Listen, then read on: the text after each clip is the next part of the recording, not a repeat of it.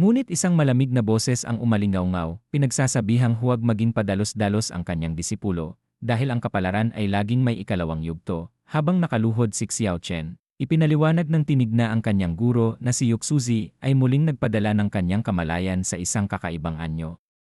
Ibinunyag na si Ye Hongyi ay umakyat na bilang Secmaster, at si Bai Qingling naman ay naging ninong ni Kangming. Ngunit kahit nabigo ang pagpaslang at manipulasyon, hindi ito itinuturing na kasalanan ni Xiao Chen. Idineklara rin na ang ikatlong banal na digmaan laban sa demonic path ay hindi na maiiwasan at magkakaroon ng pagkakataong patayin ang pangunahing katawan ni Bai Qingling. Ngunit si Xiao Chen, bilang Heavenly Chosen One, lamang ang makagagawa nito. Nalito si Xiao Chen at nagtanong kung paano siya magkakaroon ng ganoong pagkakataon at ipinaliwanag sa kanya na ang sagot ay nasa isa sa apat na dakilang ipinagbabawal na lugar ng demonic source ng Kangming, ang Flame Demon Tower. Sa lugar na iyon nakatago ang bahagi ng pangunahing pinagmulan ng katawan ni Bai Qingling. Habang nakatingala sa madilim na langit, hindi maitago ni Xiao Chen ang pagkainis sa plano ni Saintes Mu dahil ramdam niyang ginagamit lang siya bilang isang piyesa sa mas malaking laro. Hindi niya matanggap ang sinasabi tungkol kay Bai Qingling dahil para sa kanya, walang dahilan para sirain ng isang Demon Lord ang perpekto at walang anyong katawan nito.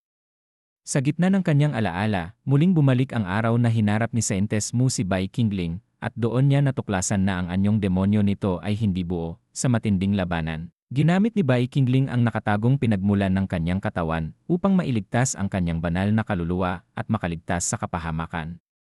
Ngunit dahil marupok ang kanyang kaluluwa noon, nagawang pasukin ni Saintes Mu ang kanyang kamalayan at doon niya nakita ang tunay na kahinaan nito. Ang kahinaang iyon ay isang babae at isang sinaunang Thor. Hindi man matukoy ang pagkakakilanlan ng babae, malinaw sa plakang iniwan ng Thor na ito ay walang iba kundi ang Flame Demon Tower. Doon naunawaan ni Xiao Chen na ang pangunahing pinagmulan ng katawan ni Bai Qingling ay nakatago mismo sa loob ng Thor na iyon. Sa galit at determinasyon, napagtanto niya na ang susi ng Flame Demon Tower ay nasa kamay ng Secmaster ng Kangming at ng Supreme Elder na siyang sumuporta sa kanyang pag-angat sa kapangyarihan. Ngunit sa kabila ng lahat ng kaalamang iyon, napasigaw siya sa frustrasyon dahil alam niyang hindi ganoon kadaling makapasok sa Flame Demon Tower. Sa huli, binalaan siya ng tinig na huwag kalimutan na minsan, ang kaaway ng iyong kaaway ay maaaring maging kakampi mo. At doon niya tuluyang naunawaan na si Ye Hongyi, na mismong sinuportahan ni Bai Qingling upang maging Secmaster, ang siyang pinaka-hindi kontento sa buong Kangming Sect. Napatigil siya at tila may biglang naalala, habang sinasabi niyang ang tinutukoy ba nila ay ang Supreme Elder ng Heavenly Treasure Pavilion na si Nan Gongfang. Kasabay nito, ipinakita ang eksena sa loob ng bulwagan kung saan tahimik na nakaupo ang matandang elder, hawak ang kapangyarihan at impluensya na kayang magdikta ng kapalaran ng buong sekta. Pagkatapos nito, ipinakita ang sandaling itinatalaga si Ye Hongyi bilang bagong Secmaster ng Kangming Sect. Sa harap ng lahat, formal na ipinasa sa kanya ang tungkulin, kasama ang mga lihim at sensitibong talaan ng sekta na ngayon ay nasa kanyang pangangalaga bilang tagapagtanggol. Ngunit kapansin-pansin na hindi interesado si Ye Hongyi sa mga mabusising gawain. Sa halip, pabiro niyang iminungkahi kay Lingin na tulad ng dati, siya na lamang ang bahalang mag-asikaso ng mga maliliit na usapin habang sila ay magtutuon sa mas mahahalagang bagay. Tahimik namang tumango si Lingin, malinaw na iginagalang ang otoridad ng bagong Secmaster, at hindi nangangahas na lumampas sa kanyang hangganan. Sa sumunod na eksena, magkahawak kamay ang dalawa habang tahimik na nagtatanong si Ye Hongyi kung galit ba si Lingin sa kanya at kung ang dahilan nito ay ang pakikipag-alyansa niya kay Bai Qingling. May bahagyang bigat sa hangin habang ipinagtatanggol ni Ye Hongyi ang kanyang desisyon. Sinasabing iyon ang huling habilin ng kanyang lolo at tungkulin niyang tuparin ito kahit gaano pa kahirap. Tahimik na nakinig si Lingin bago marahang magtanong kung ano nga ba ang sinabi ng matandang ninuno. Nabigla ang lahat nang biglang sumigaw ang babae, sinabing nais ng kanyang lolo na siya at si Bai Qingling ay maging isang Dao couple. Hawak ang kanyang mukha, halatang gulat at hindi makapaniwala, habang nanginginig ang boses niya sa pagbubunyag ng matagal na niyang kinikimkim. Sa sobrang pagkabigla, napaatras si Lingin at muntik pang matumba, ramdam ang bigat ng sinabi na parang kidlat na tumama sa kanyang dibdib. Agad namang nagsalita ang babae, pilit pinapakalma si Lingin at sinabing napag-isipan na niya ang lahat. Kahit pa mangyari iyon, iginiit niyang hindi raw maapektuhan ang relasyon nilang dalawa at mananatili pa rin ang tawagan nilang magkapatid. Ngunit habang sinasabi niya iyon, halatang nahihirapan siyang banggitin ang mga salitang iyon, may halong kaba at pag-aalinlangan sa kanyang mga mata. Sa isang tahimik na bulwagan, makikitang magkatabing nakaupo ang dalawang bata, kapwa nakaluhod sa harap ng altar, habang ang mabigat na hangin ay puno ng solemneng ritual. Biglang nagsalita ang batang babae at tinanong kung bakit hindi pa rin lumuluhod ng maayos ang kanyang nakatatandang kuya, tila seryoso at sumusunod sa mga itinuro sa kanila. Ngunit kalmado lamang na sumagot ang batang lalaki, sinasabing laro lamang iyon at wala namang dapat seryosohin, na para bang hindi niya ramdam ang bigat ng seremonyang kanilang ginagampanan. Dahil dito, biglang napaiyak ang bata, pilit pinapakita ang kanyang sama ng loob at sinasabing nangako ang kanyang kuya na makikinig siya sa kanya. Nagulat ang batang lalaki at agad na lumapit, pinapakiusapan siyang tumigil sa pag-iyak at sinabing handa siyang makinig, basta huwag lamang siyang umiyak. Sa isang iglap, napalitan ang tuwa ang luha ng bata, at masayang ipinahayag na alam niyang siya ang paborito ng kanyang kuya. Muling lumuhod ang dalawa sa harap ng altar, habang ipinapahayag ang ikalawang koto bilang paggalang sa demonic ancestor. Sa huling sandali, marahang hinawakan ng bata ang daliri ng kanyang kuya, at sa kanyang mukha ay mababakas ang pagkagulat at katahimikan, habang nakaluhod sila sa gitna ng bulwagan. Narinig ang utos na oras na raw para sa mag-asawa na magbigay galang sa isa't isa, at magkahawak ang kanilang mga kamay habang sabay silang yumuyuko. Ngumiti ang babae at tila tuwang-tuwa sa nangyayari, samantalang ang lalaki ay tahimik lamang na sumusunod sa seremonya. Ngunit bigla silang nagbanggaan ng noo, dahilan para mapaatras ang babae habang napasigaw sa sakit, at sa sumunod na sandali ay hinawakan ni Bai Qingling ang kanyang ulo, halatang naguguluhan at hindi maintindihan ang biglang nararamdaman, hanggang sa marinig niya ang tinig na tumatawag sa kanya bilang master. Doon niya napansin niya si Saint Singer na tutulog sa tabi niya. Sa gitna ng katahimikan, nanatili silang magkatabi sa sahig, parehong litong-lito sa nangyari at sa biglang pagbabago ng sitwasyon. Sa loob ng silid, malamig ang tingin ni Bai Qingling habang nakatingin kay Saint Singer. Malinaw ang inis sa kanyang boses nang sitahin niya ito sa pagiging masyadong pamilyar. Agad namang napaatras si Singer at pilit na nagpaliwanag, sinasabing nagpunta lamang siya roon dahil ipinatawag siya ni Senior Sister Lingyin, ngunit nadatnan niyang tulog pa si Qingling. Habang nagsasalita, baka sa kilos ni Singer ang kaba at hiya, at aminado siyang matagal siyang naghintay hanggang sa hindi niya namalayang nakatulog na siya roon. Napabuntong hininga si Qingling at tahimik na binanggit ang pangalan ni Lingyin, saka nagpa siyang haharapin niya ito sa labas. Lumipat ang eksena sa isang tahimik na hardin kung saan nakatayo si Lingyin, magalang na bumabati sa kanyang master. Sa kabila ng maayos na kilos, malinaw sa kanyang isipan na hindi niya matanggap ang nangyari, at puno ng alinlangan ang kanyang mga mata. Mula sa likod ng mga bato, lihim na minamasdan ni Lingyin ang sitwasyon, halatang nag-aalala habang iniisip kung hahamunin ba niya si Bai Qingling para sa sariling dahilan. Habang nakasilip mula sa likod ng bato, tahimik na nagmamasid si Su Hongyi at hindi niya malinaw na marinig ang usapan sa loob. Sa isip niya, pinagsisisihan niya ang lahat, iniisip kung bakit niya hinayaan na umabot sa ganitong punto ang sitwasyon. Samantala, sa harap ni Bai Qingling, buong tapang na humarap ni Lingyin, diretsyo niyang sinabi na tigilan na ang pagmamanipula kay Hongyi, dahil alam niyang mula pa noon, itinuring na lamang siyang isang handog o sakripisyo. Walang pag-aatubili, habang siya ay nag-aalis ng kasuotan inamin ni Lingyin na handa siyang ialay ang sarili kapalit ng kalayaan ni Hongyi. Hindi siya humihingi ng awa bilang disipulo dahil kusa niyang pinili ang desisyong ito. Napahinto si Lingyin nang may tumawag sa pangalan niya, baka sa kanyang mukha ang pag-aalinlangan. Sa sandaling iyon, napalapit si Su Hongyi, kita ang pagkagulat at pag-aalala sa kanyang mga mata habang nasasaksihan ang eksenang hindi niya inaasahan. Nagulat si Lingyin at napasigaw siya ng pangalan ni Hongyi, kaya agad siyang napalingon, halatang nagulat at namula sa hiya. Pilit niyang pinapaliwanag ang sitwasyon, sinasabi na hindi iyon ang iniisip nila at may malaking hindi pagkakaunawaan sa nangyayari. Habang papalapit si Su Hongyi, ramdam ang bigat ng tensyon sa pagitan nilang dalawa, lalo na nang mapansin niya ang ayos at kalagayan ni Lingyin. Sa harap nila, kalmado ngunit dominante si Qingling habang sinasabi niyang dumating sila sa tamang oras. Ipinaliwanag niya na si Lingyin ay hindi lamang isang disipulo, kundi itinuturing na rin niyang pamilya, kasama na si Hongyi bilang goddaughter. At silang lahat ay bahagi ng isang malaking pamilya. Habang magkatabi si Lingyin at Su Hongyi, kapwa sila napatingin sa isa't isa na may halong pagtataka at pagkalito. Paulit-ulit na inuusal ang mga salitang goddaughter at pamilya, na tila hindi pa rin nila lubos maisip ang ibig sabihin nito. Sa gitna ng katahimikan, mahinahong nagsalita si Qingling at inilahad na nag-apply siya para sa susi ng Flaming Demon Tower, at sa isip niya ayon sa original na laro. Sapat na ang kanyang naging suporta sa Sect Master upang madali na itong aprobahan ng Supreme Elders. Tahimik na nagsalita si Lingyin habang iniulat na ang usapin tungkol sa Flaming Demon Tower ay naiparating na sa Supreme Elders, ngunit binago ito ni Supreme Nangong at ginawang ibang paksa. Ipinaliwanag niya na sa halip na ibigay ang susi, iminungkahi ni Nangong na buksan ang Flaming Demon Tower bilang lugar ng pagsubok para sa mga disipulo upang sugpuin ang muling pagbangon ng mababangis na halimaw at masasamang espiritu sa loob nito. Sa narinig na paliwanag, bahagyang umiti si Suxiaobay habang iniisip na sinusubukan lamang siyang galitin ni Supreme Nangong. Sa kanyang isipan, malinaw na gusto nitong ipahiya siya sa paniniwalang kakaunti lamang ang kanyang direktang mga disipulo at balak siyang talunin gamit ang libu-libong disipulo ng Yuluo Temple. Sumingit si Tantay Linging at nagpahayag ng pag-aalala. Sinabi niyang wala roon ang nakatatandang kapatid kaya baka hindi kayanin ni Xinger na manaig laban sa ibang mga disipulo ng kaparehong henerasyon. Binanggit pa niya na kahit si Xiao Chen ng Yinyi Temple ay kalahating hakbang na lamang mula sa rurok ng Core Formation Realm. Biglang nag-iba ang aura ni Suxiaobay habang malamig niyang tinanong si Protector Tantay kung hindi ba ito bahagi ng Yuluo Temple. Sa matalim niyang titig, diretsahan niyang sinabi na binabanggit niya ang Yuluo Temple, ngunit tila iniiwan ni Tantay ang sarili niya sa usapan. Napatigil si Protector Tantay at nauutal na sumagot, hindi malaman kung ano ang isasagot.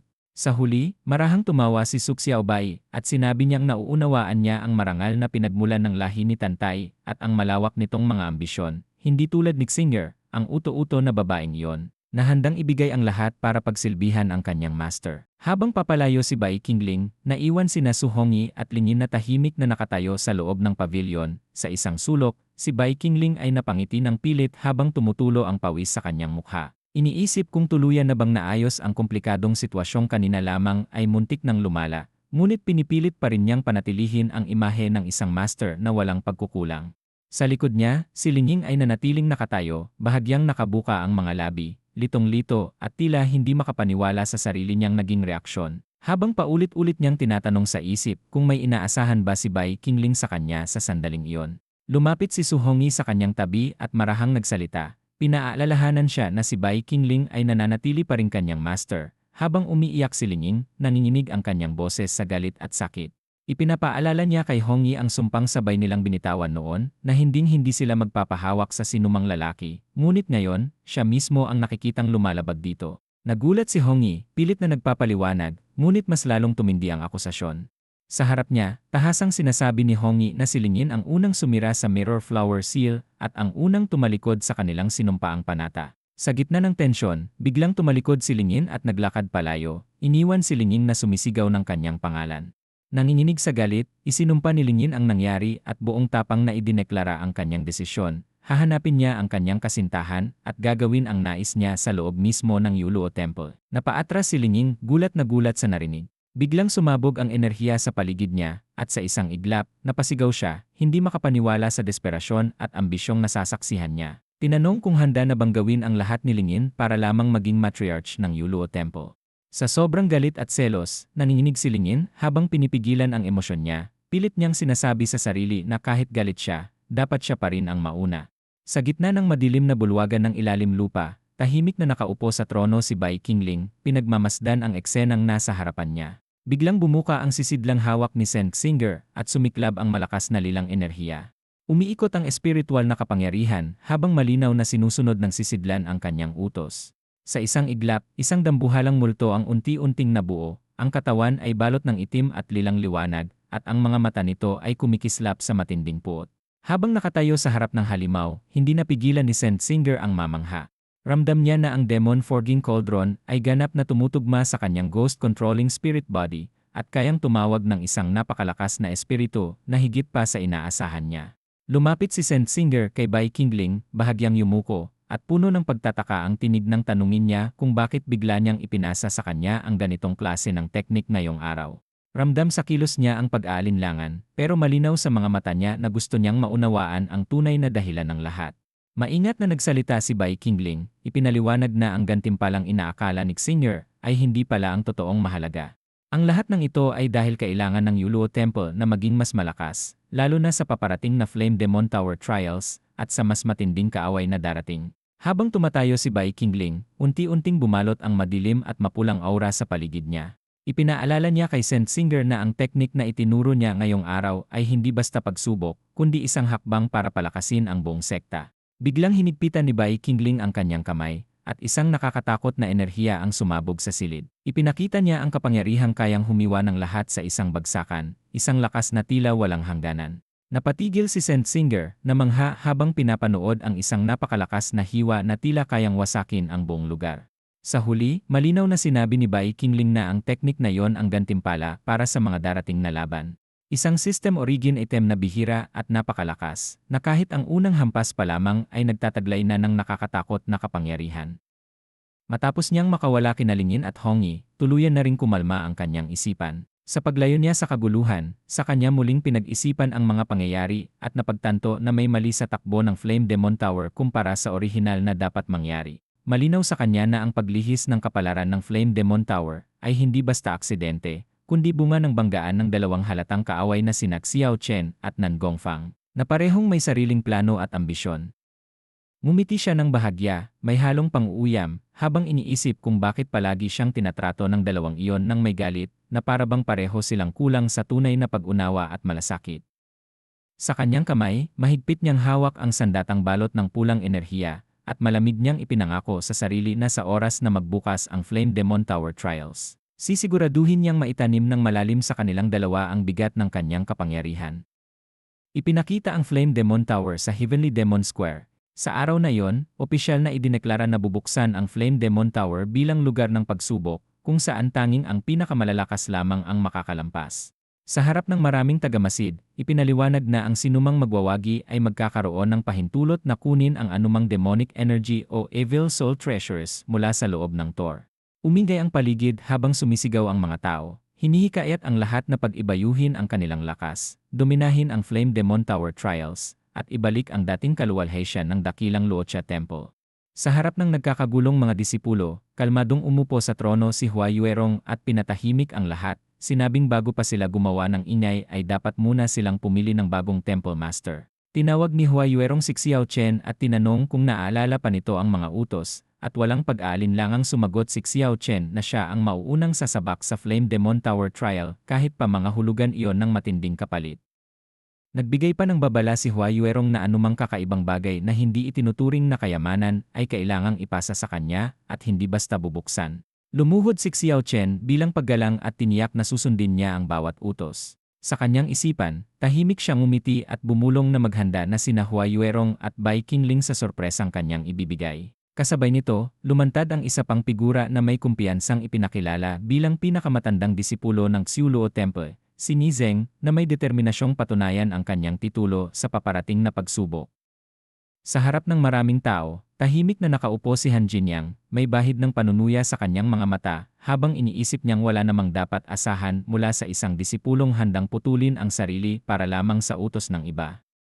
Sa kanyang isip, bago pa man umalis si Xiao Chen noon, may napagkasunduan na silang plano ni Bai Qingling, at sigurado siyang mas malaki ang mapapala nila rito kaysa sa simpleng seremonya ng pagpili ng pinuno ng sekta.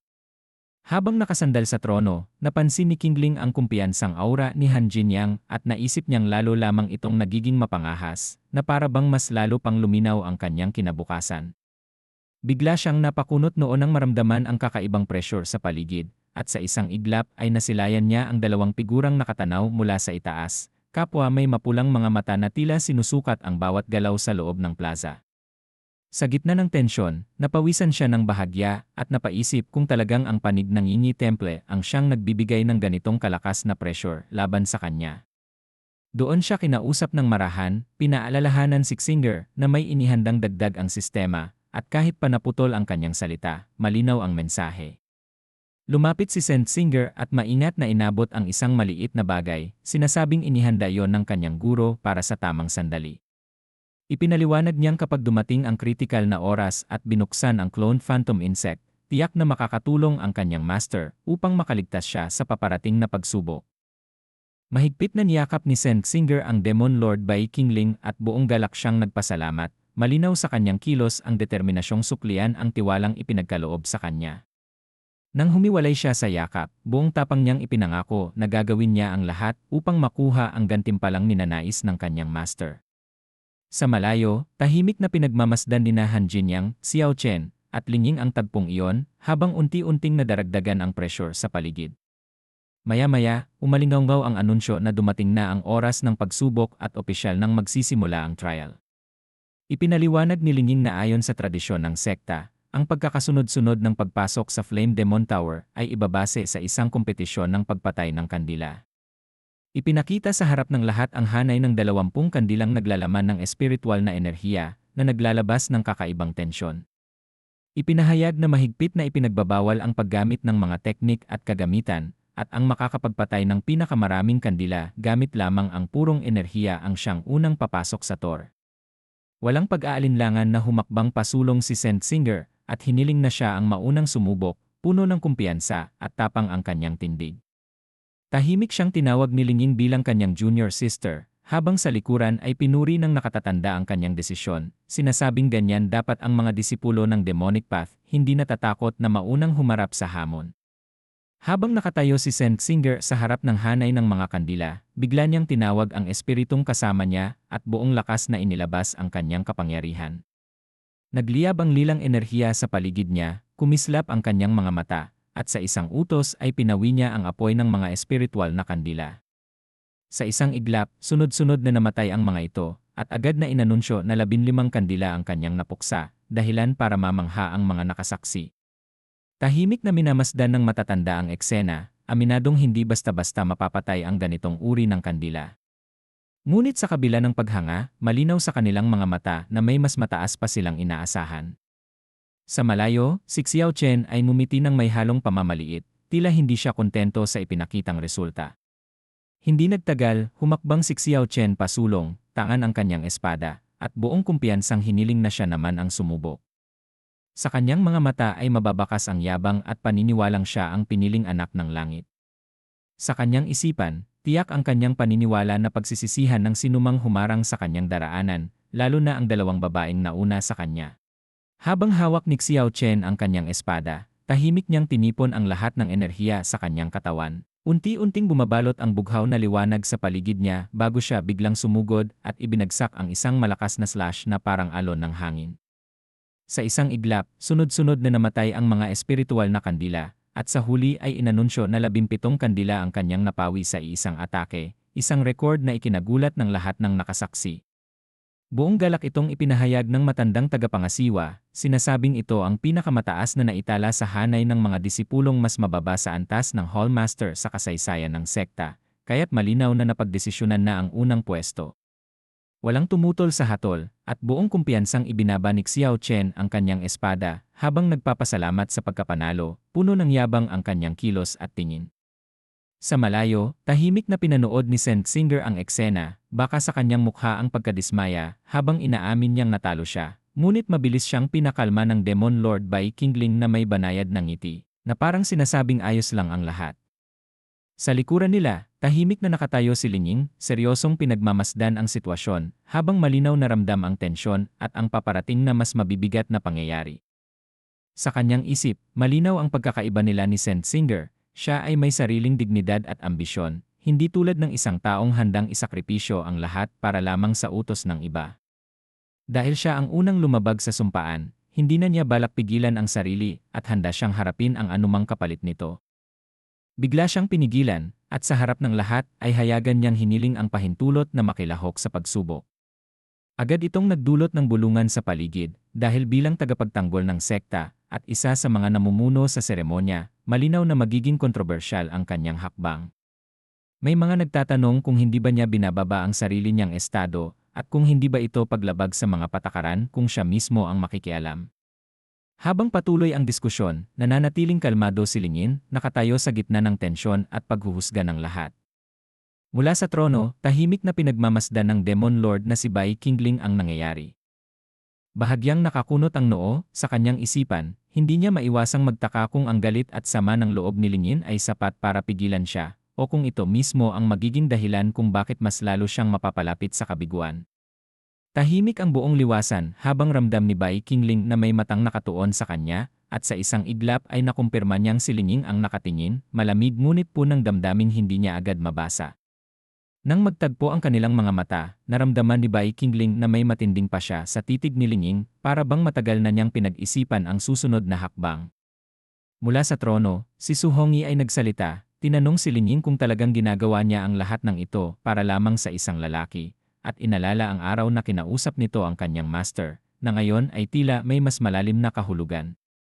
Sa wakas, mariing idineklara ni Su Hongyi na wala ng dahilan upang ipagpatuloy pa ang Mirror Flower Vow at inutusan si Lingning na bumalik sa kanyang master at tahakin ang sariling landas. Tumayo siya mula sa trono at malinaw na sinabi na ang mga salita at kilos ni Lingning ay patunay ng tunay na paggalang sa sariling master, isang bagay na kahit sa demonic path ay walang karapatang husgahan. Sa gitna ng mabigat na katahimikan, marahang binigkas ni Lingning ang pangalan ni Hongyi, habang ang hangin sa Yuluo Temple ay lalong bumigat, hudyat na ang ugnayan nilang lahat ay hindi na kailanman magiging tulad ng dati. Sa gitna ng malawak na plaza, mariing hinarap ni Lingning ang mga paratang laban sa kanya habang nakatingin ang buong sekta. Mula sa likuran, patuloy siyang inuusig ng mga salitang pilit siyang iniugnay sa naging landas ni Saint Singer na parabang nabihag din umano siya ng isang lalaki. Ngunit nanatiling tuwid ang tindig ni Lingning kahit ramdam ang bigat ng mga matang nakamasid sa kanya. Pagkatapos magsalita ang sect master, agad niyang ipinahayag na sisimulan na ang pagsubok at hahayaan nilang masaksihan ng lahat ang tunay na kakayahan ni Protector Tantay Lingning. Sa gilid ng plaza, si Xiao Chen mariing itinuro si Lingning habang mayabang na nagsalita, sinasabing ang pagkontra sa kanya ang magiging pinakamalaking pagkakamali ni Lingning at hinahamon siyang patunayan ang sarili sa isang hampas. Habang nag-iinay ang paligid, inihanda na ang lugar ng pagsubok kung saan nagsisindi ang mga kandila, hudyat ng nalalapit na laban. May mga boses mula sa hanay ng mga nanonood na naghihikayat kay Lingning na huwag magpatalo at huwag hayaang maliitin siya ng lalaking si Xiao Chen. Sa di kalayuan, si Saint Singer ay halatang kinakabahan, ngunit isang pamilyar na boses ang mahinahong bumulong sa kanya upang manatiling kalmado. Kasabay nito, isang lalaking may pulang mata ang bahagyang ngumiti, puno ng kumpiyansa, at sinabing kahit ang pinakamatandang senior sister ay hindi raw nagtagumpay sa ganitong klaseng pagsubok, lalo na sa candle extinguishing trial. Sa gitna ng katahimikan, mariing ipinahayag ni Lingning na walang sinuman ang may karapatang maliitin ang direktang disipulo ng Demon Lord Qingling. Kasabay ng kanyang galaw, umikot ang malakas na hanging espiritual sa paligid niya, mabilis at matalim, na parang mismong hangin ang sumusunod sa kanyang utos. Sa isang iglap, sumabog ang enerhiya at sabay-sabay na namatay ang 20 kandila. Napaatras ang mga nakasaksi, nanlaki ang mga mata at hindi makapaniwala sa nakita nila. Isang hampas lang ng palad at isang bagay na itinuturing na imposible ay nangyari sa harap nila. Habang humuhupa ang hangin, kalmado siyang tumayo, bahagyang nakapikit, na parabang walang ginawang kahanga-hanga. Sa paligid, bulungan at pagkabigla ang umalingaw-ngaw, may mga napasigaw pa sa takot at paghanga, nagtatanong kung halimaw ba ang lahat ng disipulo ng Yuluo Temple. Lumapit ang lalaki at buong respeto niyang sinabi na tatanggapin niya ang lihim na susi para sa priority access sa ngalan ng Yuluo Temple. Sa isang tabi, hindi maitago ng natalong lalaki ang galit at pagkabigla, hindi niya matanggap kung paano nagawa ng isang simpleng hanging palad ang ganitong klaseng resulta, lalo na't siya ang inaasahang unang makakakuha ng susi. Sa huli, nagsalita si Bai Qingling sa tabi ng trono at malinaw na ipinaalala na ang mga formation techniques ay ang espesyalisasyon ng ikalawang nakatatandang ate, dahilan kung bakit lalong tumingkad ang kanyang presensya at otoridad sa harap ng lahat. Sa harap ng lahat, malinaw na ipinakita kung paano nawala ang apoy ng espiritong kandila, tila isang simpleng kumpas lang ng kamay, pero sa katotohanan ay sinira ni Lingning ang mismong formation circle na nasa loob nito, kaya tuluyang nawala ng bisa ang apoy. Para kay Lingning, ang pagsubok na ito ay hindi higit sa isang larong espesyal na ginawa para sa kanya. Ipinahayag ni Lingning sa kanyang misyon at matagumpay niyang nakuha ang susi para sa Yuluo Temple. Lumuhod siya sa harap ng trono at buong galang na humingi ng pahintulot na siya ang manguna sa grupo upang pumasok sa Flame Demon Tower, at sa sandaling iyon ay opisyal na idineklara ang pagsisimula ng mismong pagsubok ng Tor. Habang bumubukas ang Tor, bumalot ang makapangyarihang enerhiya sa buong lugar at nagsimulang lumitaw ang malinaw na mga imahe sa himpapawid. Sa utos ng isang elder, umangat ang focusing gaze water mirror at ipinakita ang mga galaw ng mga disipulong nasa loob ng Tor, na parabang sinusunod ang orihinal na takbo ng isang laro. Tahimik na pinagmamasdan ng mga elder sa labas ang lahat, alam nilang ang disenyo ng pagsubok na ito ay orihinal na nilikha upang ipakita ang mga tagumpay ng dating bida na si Xiao Chen. Habang nakaupo sa trono, bahagyang umiti si Demon Lord Bai Qingling, alam niyang ang sandaling dapat sanay para sa iba ay unti-unti nang naagaw, at sa mahinahong tinig ay pinaalalahanan niya si Saint Singer na huwag siyang bigin. Sa kabilang panig, napabuntong hininga si Linging, malinaw ang pagkainis sa kanyang mukha, dahil kahit ibinigay niya ang lahat ng kanyang katapatan, Sixinger pa rin ang piniling manguna. Tahimik na naglakad si Sixinger, puno ng pagdududa ang kanyang isipan, habang tinatanong ang sarili kung nabigo ba niya ang kanyang master, ngunit agad niyang inipon ang kanyang loob at sinuri ang estruktura ng silid. Ayon sa kanyang pagsusuri, nasa hilagang bahagi sila ng unang palapag, ang lugar na pinakamalayo sa hagdan patungo sa susunod na palapag at siyang kinaroroonan ng mga pinakamabangis na halimaw. Sa sandaling iyon, isang mapulang aura ang bumalot sa paligid, dahilan upang mapatigil si Linging at magbabala na ito ay senyales ng muling pagkabuhay ng isang masamang halimaw, hudyat na opisyal nang nagsisimula ang pagsubok sa unang palapag. Habang bumibigat ang pulang liwanag sa loob ng Tor, naputol ang pag-isip ni Sixinger nang sigawan siya ni Linging na tigilan ang pagda-daydream at agad pumasok sa pormasyon. Sa paligid nila, ramdam ang makapal at nakakasakal na aura ng masamang enerhiya, sapat para manlamig ang katawan ng sinumang makaramdam nito.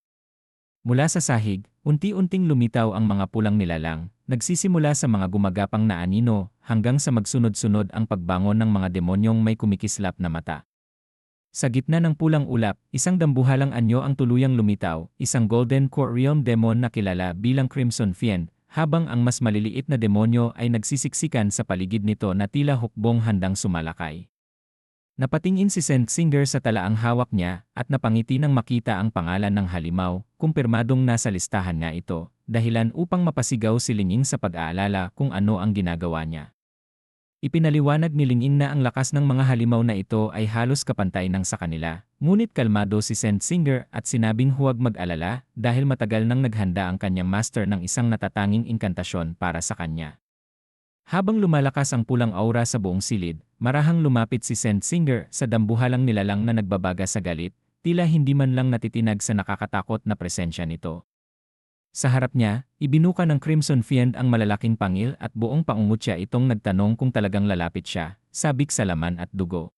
Sa halip na umatras, umiti si Sixinger at kalmadong sumagot, sinasabing kung hindi siya lalapit ay paano niya maibubulong ang isang lihim. Lalong umigting ang tensyon nang sumigaw ang halimaw, tinawag siyang matapang at walang takot. Sa mismong sandaling iyon, pinagdikit ni Sixinger ang kanyang mga palad at taimtim na nagsalita. Ipinakilalang siya ay direktang disipulo ng Demon Lord Kingling. Isang malakas na dagundong ang umalingaw-ngaw at ang dambuhalang halimaw ay biglang napahinto, tila nabigla at napaurong sa harap ng kanyang sinabi. Sa huli, nakatayo si Sixinger sa harap ng nakaluhod na Crimson Fiend, mahinahon ngunit may paggalang na humingi ng tawad, sinasabing patawarin sana siya ng nilalang dahil hindi niya ito agad nakilala. Ipinahayag ng Crimson Fiend na babalik muna ito sa ilalim ng lupa upang muling matulog, at kasabay nito ay iniutos sa mga bantay na halimaw na ihatid ang mga cultivator patungo sa susunod na palapag ng Tor. Sa gitna ng naglalagablab na pulang liwanag, nagpaalam ang demonyo at tuluyang umatras. Tahimik na naglakad pasulong si Sixinger, kalmado ang ekspresyon, habang sinusundan siya ni Linging at ng iba pa. Hindi napigilan ni Linging na magtanong kung ano ang sinabi ni Sixinger sa Crimson Fiend at kung ano talaga ang nangyari. Huminto si Sixinger at bahagyang ngumiti, saka ipinaliwanag na ang lahat ng iyon ay bunga ng proteksyong ipinagkaloob sa kanya. Hindi makapaniwala ang mga nakasaksi habang nakikita nilang buo at ligtas pa rin si Sixinger, galit na galit ang isang matandang cultivator at tahasang inakusahan ang Yuluo Temple ng panlilinlang. Hinihiling na tanggalan sila ng karapatang magpatuloy sa trial. Sa kanyang paningin, imposibleng makaligtas ang sinuman sa Crimson Fiend kung walang daya. Ngunit bago pa tuluyang lumala ang sitwasyon, mahinahong nagsalita si Demon Lord Bai Qingling. Ipinaliwanag niyang ilang beses na niyang dinaanan ang Flame Demon Tower, at bawat demonyong may sapat na lakas ay personal niyang pinatahimik noon pa. Para sa kanya, hindi ito pandaraya kundi isang biyaya lamang na binigyan sila ng pagkakataong manguna. Habang umiinit ang pagtatalo, biglang dumating ang isang babae na may matikas na tindig at mapangakit na presensya, si Han Jinyang. Sa kanyang paglapit, nag-alok siya ng suporta sa ngalan ng Xiuluo Temple, kapalit ng pagsunod sa isang partikular na araw, isang alok na agad ikinagulat ng mga naroon. Tahimik na pinagmamasdan ni Bai Qingling ang babae, habang ang kanyang pulang mga mata ay kumikislap sa pagdududa. Sa kanyang isip, malinaw na may mas malalim na intensyon si Han Jinyang, at ramdam niyang ang susunod na mangyayari ay hindi na basta usapan lamang. Habang nagsasalita si Han Jinyang, unti-unting lumalabas ang bigat ng lahat ng kanyang pinagdaanan. Ang sapilitang kasal, ang buhay na hindi niya pinili, at ang mga taong lumipas na kinain siya ng lasong nagpahirap sa kanyang katawan at damdamin. Walang galit sa kanyang tinig, kundi pagod at pagtanggap, na para bang matagal na niyang tinanggap ang kapalarang ipinataw sa kanya. Tahimik na nakatingin si Bai Qingling, at sa isang sulyap ng kanyang pulang mata, ipinahahayag niyang nauunawaan niya ang sitwasyon, dahil iyon ang likas na kalagayan ng babaeng nasa harapan niya. Hindi niya ito tinatrato bilang kahinaan, kundi bilang isang katotohanang hindi dapat ikaila. Sa halip na kondenahin, kinikilala niya ang tapang ni Han Jinyang sa pagharap sa lahat ng ito sa harap ng mga pinuno ng sekta at ng Temple Master Ren. Habang nananatili siyang nakaupo sa trono, malamig ngunit kontrolado ang kanyang presensya, at sa kanyang tinig, malinaw na ipinahihiwatig na ang mga kilos ni Han Jinyang ay hindi simpleng pagnanasa, kundi isang tahimik na sigaw matapos ang mahabang taon ng pagtitiis, isang hamong hindi niya maaaring baliwalain. Mga idol, baka naman pwedeng humingi ng like and subscribe. Maraming salamat po!